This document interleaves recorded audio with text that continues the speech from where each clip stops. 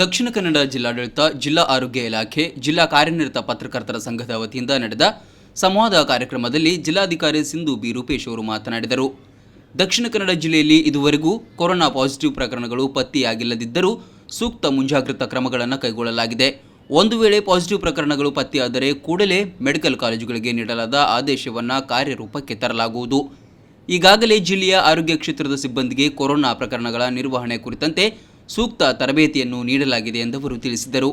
ಈಗಾಗಲೇ ಮಂಗಳೂರಿನಲ್ಲಿ ಇಎಸ್ಐ ಆಸ್ಪತ್ರೆಯನ್ನು ಕೊರೋನಾ ಚಿಕಿತ್ಸೆಗಾಗಿ ಮೀಸಲಿರಿಸಲಾಗಿದೆ. ಜಿಲ್ಲಾ ವೆನ್ಲಾಕ್ ಆಸ್ಪತ್ರೆಯಲ್ಲಿ 10 ಬೆಡ್ಗಳ ಪ್ರತ್ಯೇಕ ವಾರ್ಡ್ ತೆರೆಯಲಾಗಿದೆ. ಆಯುಷ್ ಆಸ್ಪತ್ರೆಯಲ್ಲೂ 10 ಬೆಡ್ಗಳ ಪ್ರತ್ಯೇಕ ವಾರ್ಡ್ ಮಾಡಲಾಗುತ್ತಿದೆ. ಮುಂದಿನ ದಿನಗಳಲ್ಲಿ ಅಗತ್ಯ ಬಿದ್ದರೆ ಇತರ ಕಟ್ಟಡಗಳಲ್ಲೂ ಚಿಕಿತ್ಸಾ ಕೇಂದ್ರಗಳನ್ನು ಆರಂಭಿಸುವ ಚಿಂತನೆ ಇದೆ. ಅದಕ್ಕಾಗಿ ಕೆಲವು ಕಟ್ಟಡಗಳನ್ನು ಗುರುತಿಸಲಾಗಿದೆ ಎಂದು ಜಿಲ್ಲಾಧಿಕಾರಿ ತಿಳಿಸಿದರು. ಕೋವಿಡ್ ವೈರಸ್ ಸಂಬಂಧಪಟ್ಟ ಹಾಗೆ ಎರಡು ತುಂಬ ಮುಖ್ಯವಾದ ವಿಷಯಗಳು ನಾವು ಇವಾಗ ಕಾನ್ಸಂಟ್ರೇಟ್ ಮಾಡಬೇಕಾಗಿರೋದು ಎರಡು. ಒಂದು ಹೋಮ್ ಕ್ವಾರಂಟೈನ್ ಅಂದರೆ ಏನು, ಮತ್ತು ಎರಡನೇದು ಸೋಷಿಯಲ್ ಡಿಸ್ಟೆನ್ಸಿಂಗ್ ಅಂದರೆ ಏನು. ಈಗ ಹೋಮ್ ಕ್ವಾರಂಟೈನ್ ಯಾಕೆ ಮುಖ್ಯ ಅಂತ ಹೇಳ್ತೀನಿ. ಆ್ಯಸ್ ಆಫ್ ಯೆಸ್ಟರ್ಡೇ ನಮ್ಮಲ್ಲಿ ಗುರುತಿಸಿದಂತಹ ಹೋಮ್ ಕ್ವಾರಂಟೈನ್ ಕೇಸಸ್ಸು 1000 ದಾಟಿದೆ ನಮ್ಮ ಒಂದು ಜಿಲ್ಲೆಯಲ್ಲಿ. So tracking them is very important and very difficult also. ಒಂದು ಪಾಸಿಟಿವ್ ಕೇಸ್ ಬಂತು ಅಂತ ಇಟ್ಕೊಳ್ಳಿ, ನಿನ್ನೆ ಕೊಡಗುವಲ್ಲಿ ನೋಡಿದ್ವಿ, ಅದು ಫುಲ್ ಚೈನ್ ಹುಡುಕ್ಬೇಕಾಗುತ್ತೆ ಅವ್ರು ಯಾರ್ಯಾರ ಹತ್ರ ಕಾಂಟ್ಯಾಕ್ಟ್ ಇದ್ರು ಅಂತ.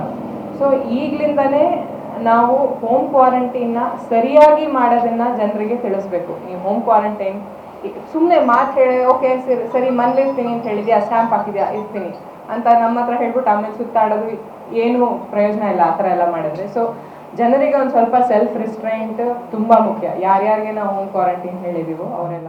ಜಿಲ್ಲೆಯ ಗಡಿಗಳನ್ನು ಬಂದ್ ಮಾಡುವ ಚಿಂತನೆ ಇದೆ. ಅಗತ್ಯ ಬಿದ್ದರೆ ಈ ಕುರಿತು ಚರ್ಚೆ ನಡೆಸಿದ ಬಳಿಕ ತೀರ್ಮಾನಿಸಲಾಗುವುದು ಎಂದು ಇದೇ ಸಂದರ್ಭ ಅವರು ಪ್ರತಿಕ್ರಿಯಿಸಿದರು. ಇತ್ತೀಚೆಗೆ ಮಂಗಳೂರು ವಿಮಾನ ನಿಲ್ದಾಣದ ಮೂಲಕ ಆಗಮಿಸಿದ ಕೊರೋನಾ ಸೋಂಕಿತ ಕಾಸರಗೋಡು ನಿವಾಸಿ ಸಂಚಾರ ನಡೆಸಿದ ಸ್ಥಳಗಳನ್ನೆಲ್ಲ ಅಲ್ಲಿನ ಜಿಲ್ಲಾಡಳಿತ ಗುರುತಿಸಿದೆ ಉಳಿದ ಜಾಗಗಳಿದ್ದರೆ ಗಮನ ಹರಿಸಲಾಗುವುದು.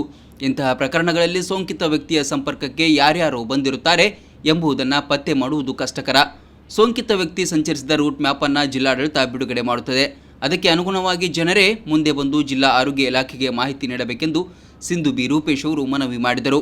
ಕಾಸರಗೋಡ್ ಕಲೆಕ್ಟರೇಟ್ ಇಂದ ಟ್ರೇಸ್ ಆಗ್ತಾ ಇರುತ್ತೆ. ಕಾಂಟ್ಯಾಕ್ಟ್ ಟ್ರೇಸಿಂಗ್ ಅಲ್ಲಿ ಬೇಸ್ಡ್ ಆನ್ ಹಿಸ್ ಇನ್ಫಾರ್ಮೇಶನ್ ಅವನು ಎಲ್ಲಿ ತನಕ ಬಂದಿದ್ದ ಅಂತ ಈ ಇದರಲ್ಲಿ ರೈಲ್ವೆ ಇದರಲ್ಲಿ ಟ್ರ್ಯಾಕ್ ಮಾಡಿರ್ತೀವಿ. But even otherwise as you are saying ಅದು ಮುಂದೆನೂ ಬಂದಿತ್ತು ಅಂತಿದ್ರೆ ವಿ ವಿಲ್ ಟೇಕ್ ಫಾರ್ವರ್ಡ್ ಅವ್ರಿಗೆ ಇನ್ಫಾರ್ಮೇಶನ್ ತಗೊಂಡು ಮಾಡ್ತೇವೆ.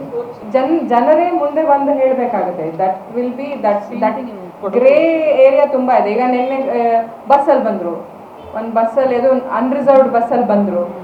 ಸೊ ಆ ಬಸ್ಸಲ್ಲಿರೋ ಎಲ್ಲ ಇವ್ರುಗಳನ್ನು ಹುಡುಕೋದಕ್ಕೂ ಕಷ್ಟ ಆಗುತ್ತೆ. ಬಟ್ ಆದಷ್ಟು ನಾವು ಈ ರೀತಿ ಕೇಸಸ್ ಆದಾಗ ಅವರೇ ಮುಂದೆ ಬಂದು ಹೇಳಬೇಕು, ನಾನು ಇಂಥ ಒಂದು ಇದರಲ್ಲಿ ಹೋಗಿದ್ದೆ, ಟ್ರಾವೆಲ್ ಮಾಡಿದೆ ಅಂತ. ಅವರೆಲ್ಲರಿಗೂ ರೋಗ ಹರಡಿದೆ ಅಂತಲ್ಲ, ಬಟ್ ಪ್ರಿಕಾಷನ್ ತಗೋಬೇಕಾಗುತ್ತೆ, ಕಾಶಿಯಸ್ ಆಗಿರಬೇಕಾಗಿರುತ್ತೆ. ಸೊ ಇಮಿಡಿಯೇಟ್ಲಿ ಈ ಥರ ಯಾವ್ದಾದ್ರು ಮೋಡ್ಸ್ ಆಫ್ ಟ್ರಾನ್ಸ್ಪೋರ್ಟಲ್ಲಿ ಅವ್ರು ಬಂದಿದ್ರು ಅಂದರೆ ಅವರೆಲ್ಲರೂ ಮನೇಲಿರ್ಬೇಕು ಕ್ವಾರಂಟೈನ್ ಜಸ್ಟ್ ಸಿ ಯಾವ್ದಾದ್ರು ಸಿಂಪ್ಟಮ್ಸ್ ಬರುತ್ತಾ ಅಂತ.